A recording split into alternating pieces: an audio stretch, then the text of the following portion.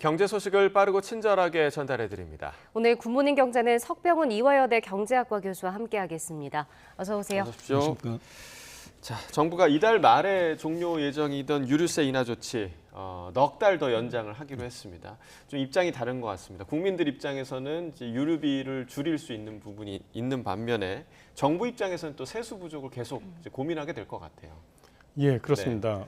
뭐 정부에서 지금 많은 분들이 이미 아시겠지만 올해 벌써 세수가 15.7조 원이 전년 동기 대비 전년 덜 거쳤습니다. 네. 1월하고 2월 달에. 그래서 나머지 2분기, 3분기, 4분기 동안 기재부에서 추정한 세수를 다 걷어들인다고 하더라도 올해 세수 부족분이 20조 원이 넘어가게 생긴 상황입니다.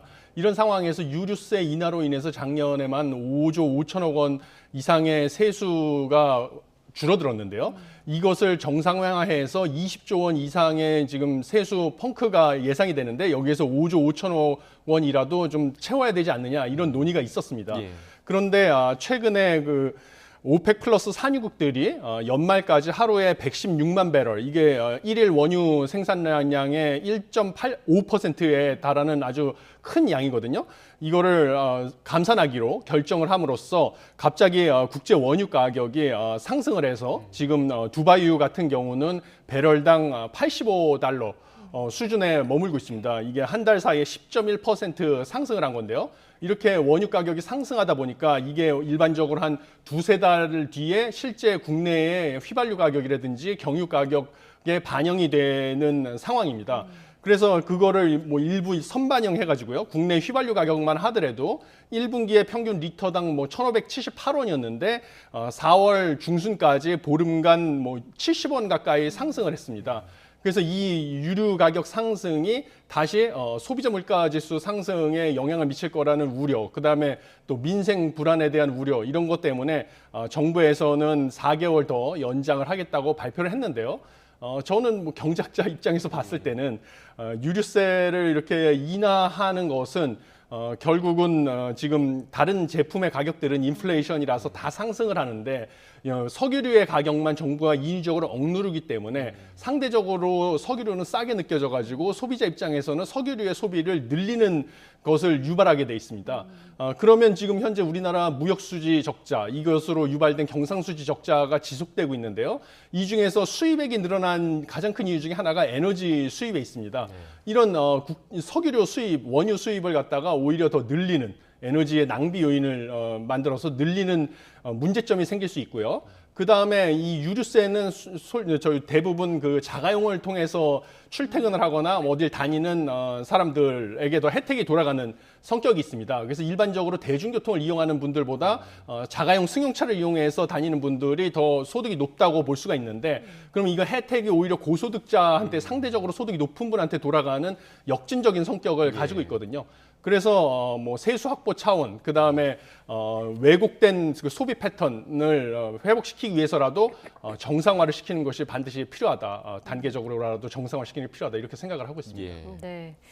자, 이번엔 최근에 문제가 커지고 있는 전세 사기 얘기도 해보겠습니다.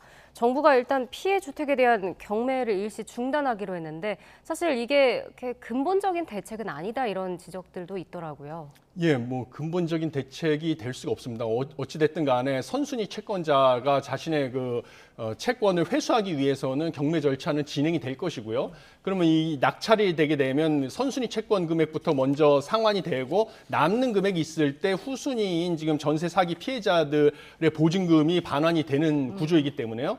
지금 경매 절차를 연기했다 할지라도 일정 기간 동안의 그 시간을 벌어주는 것에 불과하지 지금 피해자들이 요구하는 뭐 보증금을 반환받는다든지 뭐 그런 것을 근본적으로 해결해주는 대책은 될 수가 없습니다. 그런데 지금 정부랑 금융당국의 입장도 난처한 게요. 지금 경매 절차를 갖다가 연기시켜주는 것뿐만 아니라 뭐 피해자 단체들이 요구하는 뭐 주택 우선 매수권, 지금 피해자들이 우선적으로 그 주택을 매수할 수 있게 해달라는 것, 혹은 뭐 보증금을 갖다가 정부에서 먼저 피해자들한테 돌려주고 전세 보증금을 돌려주고 나중에 정부가 뭐 채권을 회수를 하는 이런 식의 조치를 취하는 것은 현행 법상으로도 그렇고 지금 자유시장 경제 체제 하에서 선순위 채권자의 재산권 행사를 정부가 나서서 침해하는 거기 때문에 정부 입장에서도 좀 난처한 점이 있습니다. 그런데 지금 피해 규모와 피해자 수가 걷잡을 수 없이 늘어나고 있는 상황이기 때문에 정부는 지금 경매 절차를 갖다가 일단은 중단시킴으로써 피해자들이 그 집에서 살 수 있게 일정 기간 거주할 수 있는 시간을 더 벌고요. 그 기간 안에 추가적인 대책을 내놓으려고 하는 것으로 보입니다. 네. 자, 어찌됐든 이번 그 정부의 조치는 미봉책에 좀 불과한 조치다라고 평가를 해주셨고, 자, 반도체 얘기를 좀 해보겠습니다. 유럽연합이 자체 생산을 지금 늘리기로 했다, 이런 결정이 좀 들리고 있는데 우리 경제 입장에서는 굉장히 좀 아픈 소식이 아닌가 생각이 그렇죠. 드는데요. 예, 네. 그렇습니다. 지금 유럽연합도 미국에서 얼마 전에 반도체 지원법을 통과를 시키면서 자국의 뭐 반도체 공장이나 이런 것을 다 생산 기지를 건설하고 이러면 뭐 세제 혜택이나 보조금 등을 지급하겠다, 뭐 이런 식으로 발표를 하니까요.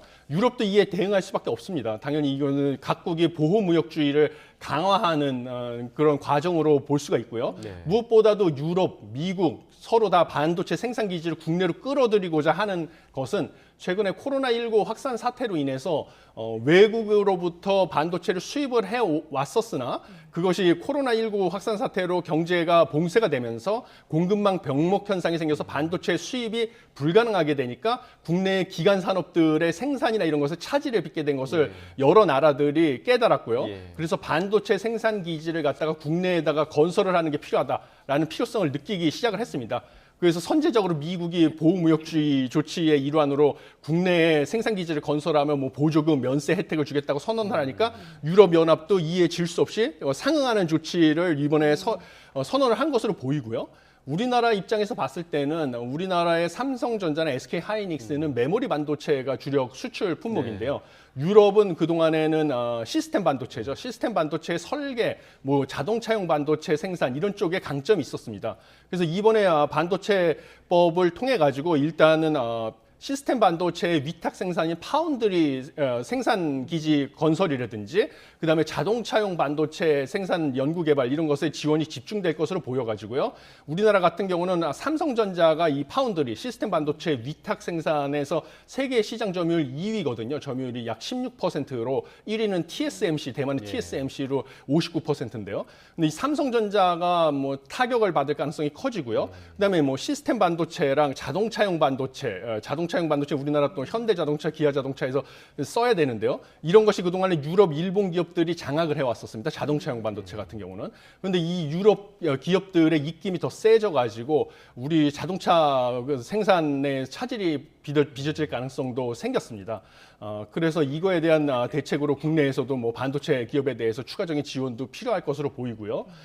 그런데 유럽 내에서는 이번 대책이 기본적으로 미국에서는 366조 원을 지원한다고 직간접적으로 하는데 유럽은 62조 원을 투자해서 EU의 점유율을 9%에서 20%로 2030년까지 전 세계 반도체 시장 늘리겠다는 정책인데요. 미국에 비해서 뭐 5분의 1 수준도 안 되죠. 지원 금액이. 그래서 지원 금액도 너무 작고 아무리 이거 지원을 하더라도 반도체 생산에 필요한 천연 광물 자원은 여전히 수입을 해와야 되는 상황이거든요. 유럽에서 생산이 안 되니까.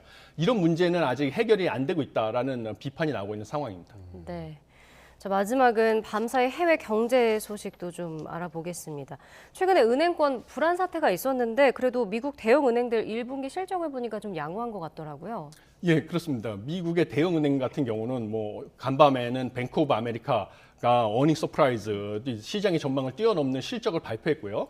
그 외에 4대 은행, 뱅크 오브 아메리카를 포함해서 JP 모건 체이스, 시티그룹, 웰스파고가 모두 1분기에 시장 전망을 상회하는 실적을 발표를 해서 주가도 상승을 했습니다. 근데 이것은 뭐냐면 두 가지 이유가 있는데요. 첫 번째는 미 연준이 인플레이션을 잡기 위해서 공격적으로 금리를 인상하다 보니까 대출 금리도 올라가고 그래서 예대 마진이 확대돼서 소위 말하는 이자 수익이 늘어난 측면이 있고요. 두 번째는 최근에 실리콘밸리 뱅크 파산 사태로 인해서 미국에 있는 소비자들이나 기업들이 중소규모의 은행들은 믿을 수가 없다. 그래서 거기서 자신의 예금을 빼서 4대 은행으로 많이 다 옮기는 상황이 됐습니다. 그래서 4대 은행 같은 경우는 자금 조달은 예금 유치가 늘어나서 자금 조달은 쉬워지고 대출 금리는 상승을 하고 그러니까 이자 수익이 늘어나서 어닝 서프라이즈를 달성한 상황이고요. 네. 이 외에는 뭐 엔비디아 같은 뭐 반도체 관련 업종은 HSBC가 투자 의견을 상향해가지고 뭐 2.5% 가까이 주가가 상승하는 등